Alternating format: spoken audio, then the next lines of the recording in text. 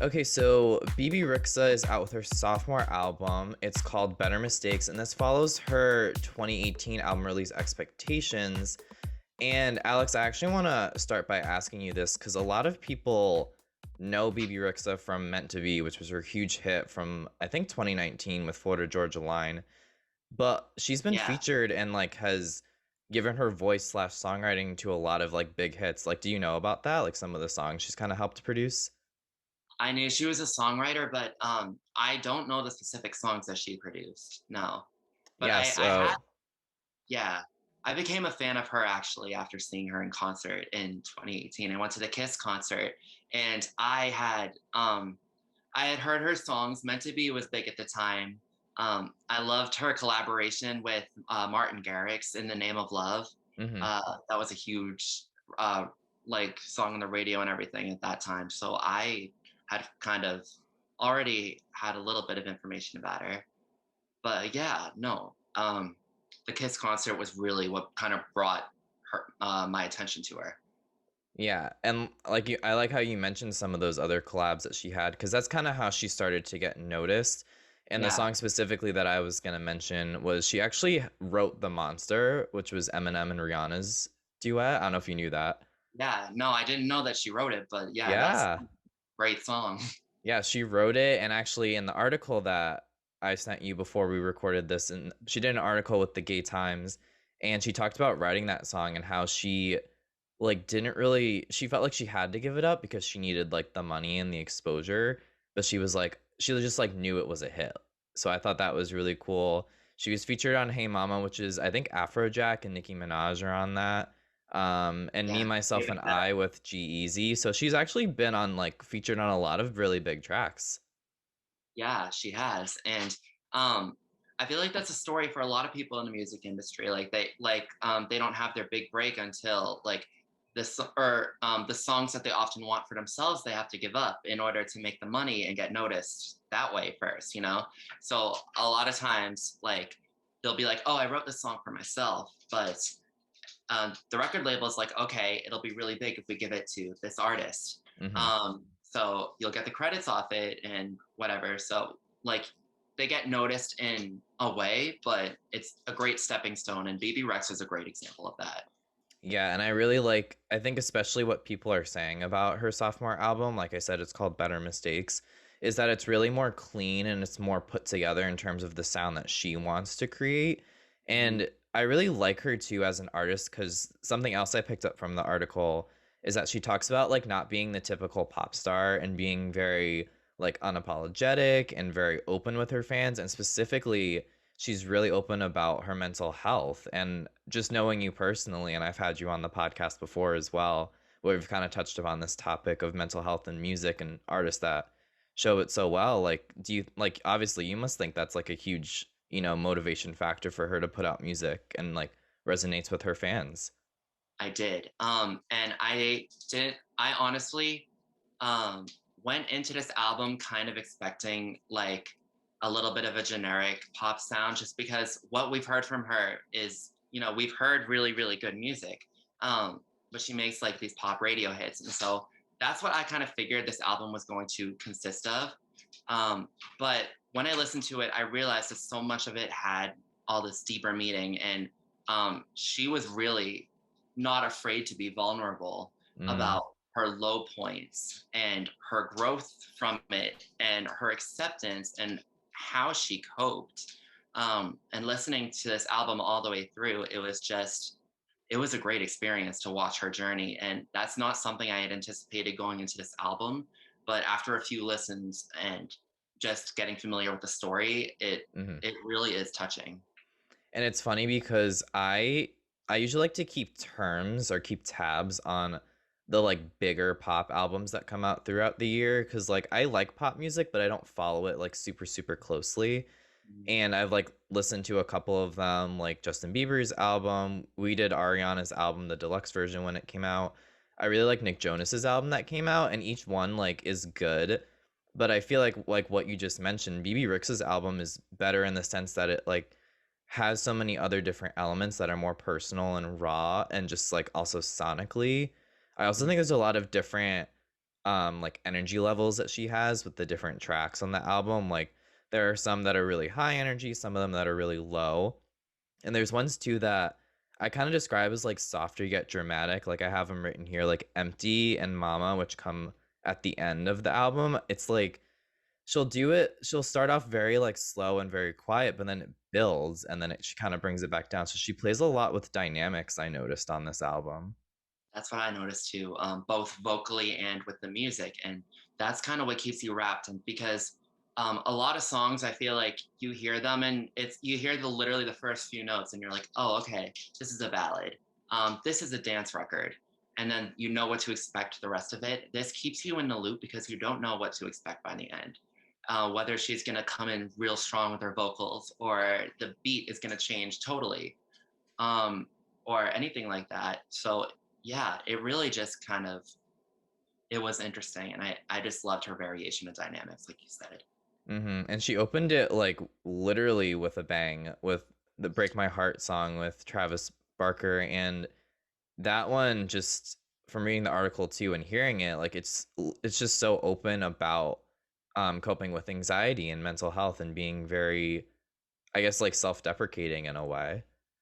It is, and I feel like um, the album definitely starts with her low point, and she is kind of like she's literally saying in this song, I do not need somebody to break my heart because I will do it myself. Hmm. Um, and yeah, it's almost sounds like by the title, you think it's gonna be like a regular like self-love pop song. Like I don't need nobody. Like I can break my heart myself. But like when listening to the context, it's honestly kind of heartbreaking. Yeah. I wrote in my notes, dance crying, because it's like really sad, depressing lyrics over a beat that makes you want to get up. And um, I am an emotional person. I love that. It's Do you funny think? because I've noticed like a lot of songs like that in the mainstream too. Like Yes, I get that too. Like I definitely am someone that relates to that, where it's like the lyrics are so happy, but it's like paired with these like more somber like tones, or vice versa. Like the lyrics are really sad and then the music's like really happy. yes. What it reminds me of, if you've listened to Chromatica by Lady Gaga, where Hmm. she's kind of singing about like her low points over these beats that you would hear in like a disco club, um, or like Dua Lipa, Future Nostalgia, same thing. And Mm. that's really what that reminded me of. But I knew off the bat from that it was going to be interesting because she's not she's automatically not afraid to play with what you expect versus what you're going to get. Hmm. And yeah, that kind of feeds into this unapologetic nature that she was really going for, and like she was quoted in that article too that I mentioned earlier. I really Mhm. liked well, Sabotage was the one that came after Break My Heart. So that one was actually one of the singles she put out beforehand. Yeah, And I actually didn't like that one when I first heard it, but then the more I listened to it, it's like a really powerful song. She's saying like, why do I sabotage everything I love? So that's another case of her just being really open about, her own mental health and self-deprecation. exactly. And um, it's just a reflection of what she's like feeling in that first record, where she is just kind of like she's being tortured by the demons in her head. Hmm. Um, so yeah, um, it's a power ballad. I wrote down the lyric "Matches in my back pocket. I'm the queen of burning bridges." I thought that was amazing because Yeah. the matches in her back pocket. I was trying to think of what she could mean as the metaphor, Hmm. and I think that is literally just like her self doubt, her trauma, like all of these things that are going to come to play that get in her way and make her not believe in herself. Hmm. That's kind of what I took would be the matches in her pocket. Hmm. And I just thought that was a powerful line and it stood out to me. I think definitely from listening to this album, you can tell that she started off as a songwriter and like all these other experiences she's had behind the scenes in the industry before putting out her own music. Like that was a note that I had written down. Like Mhm. it's really telling like how personal and how articulate she is. Like I'm just looking at it now. Baby I'm Jealous, which was with Doja Cat, and another one of the singles that came off the album like before. Even that one like is it deals with a very common like concept, but it like the way she articulates it in that song is so like clever. Yeah. And Baby I'm Jealous. That was a song that like it was a lead single and it really struck me because I was like, this bass line is infectious. Doja Cat's flow on it too. Yeah. Um, Doja just knows how to jump on any song, make it her own, add spice and flavor to it. I love that. So yeah, I just want to say that about Baby I'm Jealous real quick. Perfect choice for a lead single. Yeah, I heard that song too before, like the album, obviously, because I think it came out over a year ago now, and I really, really liked it, and that kind of got me more in tune with BB and her music. And Sacrifice too is a single that she put out not that long before Better Mistakes came out, and I had that song on repeat for so long. Like I had it saved almost right after I first heard it because I thought it was so good. Yeah, Sacrifice is another like big dance crying song almost. That one reminded me the most of Chromatica, I would say, in terms of its production. Um, but it almost seemed like she was like reflecting positivity for the first time on the album Mm-hmm. because she's kind of saying like she's kind of putting herself on a pedestal and saying, if you're gonna be with me, you need to be worth it. Like you need to be willing to put in the sacrifice, as Mm-hmm. the title says. And that I don't know. That's when I started to feel a little bit of relief for her because, at this point in the album, I've heard so much like self-deprecation. I'm like, come on, like, Yeah. cut this. It's the first sign of her turning around, which I was happy to hear. And the story behind that song too, I don't know how much you caught it from the article, but I paid attention to it because it was one of the singles. And I remember seeing a post from her that she said she had always been wanting to make a dance track and make dance music. And I guess this Mhm. song, Sacrifice, was inspired specifically by, she said it literally in the article, the gays and her gay best friend. And she literally like made the song because he wanted her to, and like he like she played it for him when she finished it, and she was like, I need to get his approval, and he was like, this is gonna pop off like with the I gays. Like adore I just that. thought that was so funny. Yeah, he said, you need to get on your Donna Summer right now, and Yeah. your songs need to be playing like in the gay clubs. Like you got the poles, you got the drinks, you got the twerking, everything. It all needs to be to your album. Mm-hmm. As you know, at the same time we're like crying with like Break Yeah. My Heart, Sabotage, and then we're also like happy with Sacrifice. So she understood the assignment. Yes, yes, she did. Absolutely. I would say Um, she understood the assignment a yeah, 100%. And just like I could literally like almost every song in this album like just stands alone. Like I love when an album just everything goes together, but you can still pick out the singles. Like I don't know if that's just because I've listened to it like three times in a row, but every song just like stands out, whether it's like the features she has or the different sounds. Like Trust Fall was one I really liked too, because it was like it's like a double entendre saying I want to trust, then I want to fall before I trust fall. yeah, Um My Dear Love, I really, really liked because it has Trevor Daniel on it. And like, I love Trevor Daniel's voice and his style of music. And then On the Go is another one that I really like because it has Pink Sweats on it. And I did not see that coming. I don't know if you know Pink Sweats, but I did not see that collaboration coming. no, I do like Pink Sweats. Hmm. I listened to that album all the way through, and he is just great R&B artist. I love that album, and I remember you recommended it to me too, and that's what made me listen to it. Um, but yeah, those songs. You mentioned "My Dear Love." That Hmm. one, it sounded like she was kind of talking to herself almost, like she's kind of being her own therapist and having like a conversation with herself, where she's saying like um, or to the part of her that doubts herself or hurts from trauma and doesn't serve her anymore. Hmm. She's kind of trying to calm those voices down. So I thought that one had great lyrical content as well. Hmm.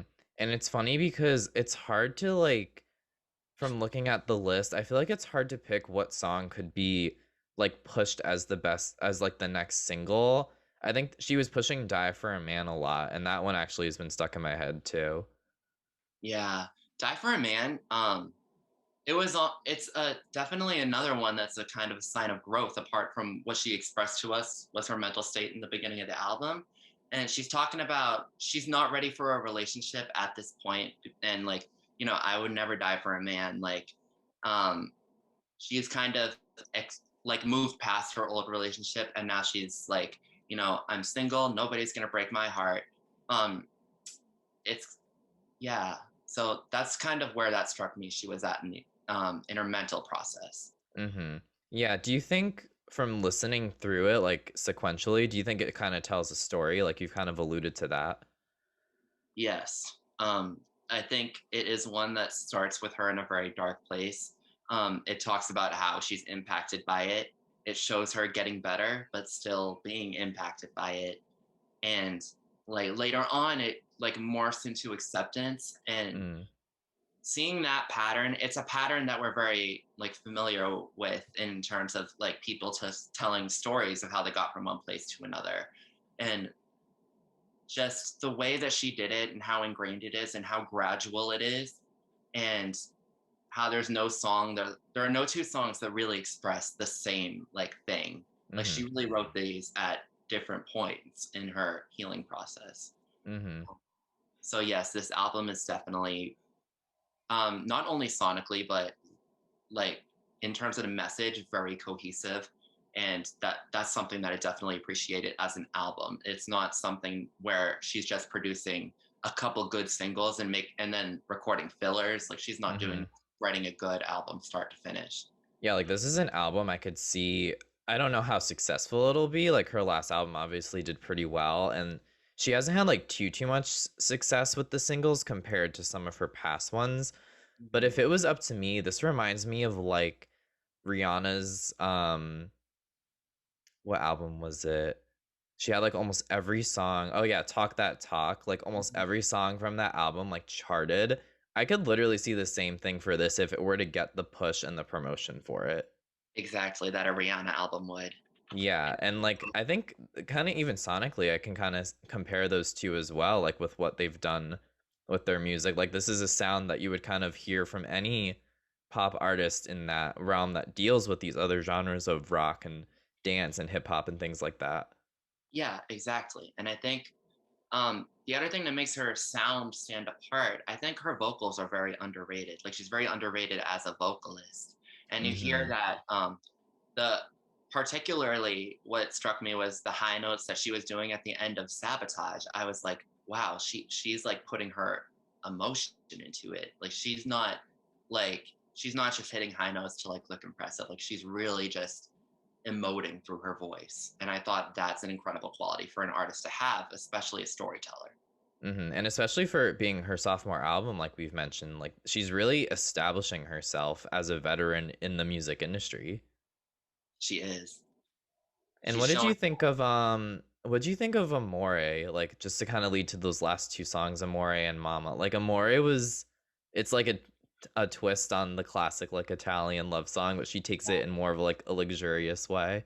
Yeah, that song hit me kind of personally because that was my papa's favorite song, and that's kind of how we relate Oh, now. Yeah, because he was an Italian chef. okay. So when he cooked, he used to sing this song, and I have this little, it's like this little guinea pig. I kid you not, in a diaper with a halo and wings, and you press its foot, and it sings, "When your moon is not." Yeah, so Oh. yeah, so that's what that reminded me of immediately. So I thought that was really, really nice just for me personally. But this is a song where amore, love, she is accepting love and receiving it. And she says, for my love, I need diamonds the size of an island. I deserve everything you can buy me. Hmm. She's in love, but she's acknowledging her self worth at the same time. And that shows her growth from her last relationship or from the place that she was in mentally before that she did before she was able to love somebody else again. She loved herself before she could love someone else again. And I thought that Hmm. was beautiful. And then Mama is the final song that comes on, and that one I've like dissected a few times, and I wanted to bring it up mostly because you were just mentioning her vocal capabilities, Alex, and her singing, and that one she really like belt out on too. But I'm like, I feel like with Mama too, she's kind of also talking about herself in a way, but like equating it to her mom, because obviously it's called Mama. Like, did you kind of get the same feeling? Yes. I thought, I mean, obviously it says Mama. My first thought when I saw the title is that it was going to be a dedication to her mother. Hmm. Um, and then she And whether or not she meant it to be for her mother, it was definitely something that struck me as a message to herself. Like mama, like she's talking to herself. And um, it opened with an orchestra, which made me immediately know it was going to be a great record. I love that. Um, yeah, she said, I've cried a couple hundred nights. I'll probably cry 100 more. I'm trying to live a diamond life. I think it's almost a much healthier perspective on the fact that she's dealing with things because that's part of life. Hmm. And she's accepting that they happened. She's accepting that they're going to happen. Um, but, you know, all you can do is try and live that diamond life, and it's never going to be perfect, but you just keep trying, and that's a journey that we're all on, so that. And i yeah, I just thought the song was beautiful, beautiful message, beautiful and healthy perspective. Hmm. Yeah, well said. Yeah, 100% agree. I think the only song, well, there's a couple songs we haven't talked about, so we'll mention them really quick. I mentioned On the Go with Pink Sweats and Lune, and that one was kind of like more of a making it work through a relationship that may not be working. Like she talks a lot about like being on the road and saying I want to love you when I'm on the go. Like that's a very like in between, not knowing where it's going to go type song. And then to counteract that with Death Row, which is right after, that one too I think is really really catchy. She's like, if I was on death row, you'd be my last meal or you'd be my last call. So it's like she's playing a lot too, like with those kinds of dynamics, like to have those songs back to each other. Yeah, and I think it's interesting watching the growth from Die for a Man, literally 3 songs before, Mm, for her to sit here and say that, like, if she had one more call and she was on death row or had one last meal, one last conversation, anything, she would spend it with this person that she has fallen in love with. Whether that, I do not know if that's herself. I do not know if that is another person. I did have a theory related to the article you sent me about hmm. her coming to terms with the fact that, like, she is not only, like, feeling sexual about women, but she's fallen in love with women before. Hmm. I wondered if her saying I'd never die for a man and then falling in love with somebody on death row, like basically saying she would die for them. I wondered if she's talking Ooh, about a woman here. yeah, that's an interesting theory. Yeah, that was just my little conspiracy that I worked up while listening to this, but that's what I thought. I mean, that's like sick though. Like I think that's definitely a hidden message that only very acute music listeners would pick up on. Like we could literally find a way to see if she could, allude to that, but it would only take somebody with your thinking, Alex, to come up with that conspiracy. So kudos to you. No, thank you. No, I love my music. But yeah, she just put together a very cohesive story that has so much to it that, like, I've only this album came out Friday. We dove into it over the weekend. I have a feeling that there might be more to dig out with more listening, and I'm excited for that because she definitely captured my interest after a couple listens. Oh yeah, me too. Like I wasn't huge into her before, but I think I'm definitely gonna follow her now. Like this album Yeah, definitely turned me. So I yeah, almost want to go back to her last album too, just see what yeah, this in if it comes in a similar fashion. yeah. Because I think like we've kind of mentioned too, stylistically, she's changed a lot from her last album, and this is a little bit more cohesive. But yeah, Mm, like it is one of those albums. Like the more you listen to it, I think the more you'll pull out of it. yeah, absolutely. It's fantastic. Yeah, well, Alex, thank you so much. I'm glad you decided to come back on and join the craziness with the On Rotation podcast. It was so great having you. Thank you for having me. I also want to say, to the people, I saw your Instagram story poll of people who call pasta sauce gravy. Um, to those That's my people who personal voted, Instagram too, by the way, not the On Rotation Instagram, just to make that oh clear. yeah, no, yeah, I saw on David's personal Instagram this poll, and I just want to know, to like the 4% or something that said yes, I do. Y'all got to show yourselves. Like, who are you? And Oh why do you my think you're allowed god. to play? Yeah, coming from a full Italian background, like being fresh off the boat, both my parents born in Italy, there is never an appropriate time to call pasta sauce gravy. No, it's not. Not the same thing. No, The look. no. Yeah, no. Okay. If you maybe if they listen to BB Rixa and hear what we're talking about, they'll believe us. So, So I think maybe this is, your form of therapy to come to term with, yes. the Well, things that make sense in the world. yes, listen to some good music and then realize that gravy is unacceptable terms for pasta sauce. Yes. Good. And we'll close it on that. Thanks again, Alex. All right. Thank you, David. I appreciate it.